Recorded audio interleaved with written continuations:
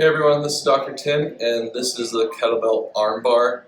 Amazing drill for shoulder mobility, scapular stability, and thoracic mobility. So what you need is a kettlebell. If you do need it, you can rest a towel between the bell and your wrist.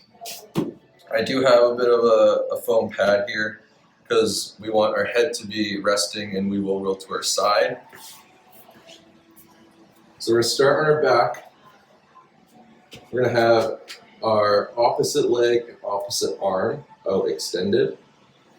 We're going to grip the kettlebell, making sure that we are flexed and not just hanging onto our wrist like this. So flexed, we're pushing straight up to the ceiling and protracting our scapula to begin. So don't let it sink down.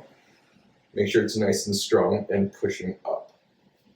From here, our eyes are going to look at our hand the whole time. We're not going to take our eyes off of it, and we're going to start rolling.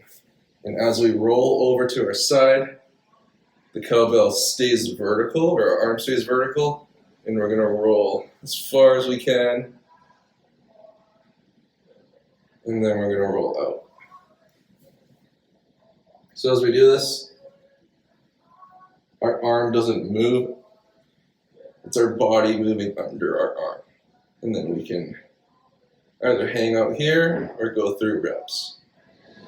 One thing to keep in mind as you do this is to always be pushing the kettlebell up towards the ceiling, even as you roll. So at no time am I letting my shoulder kind of collapse.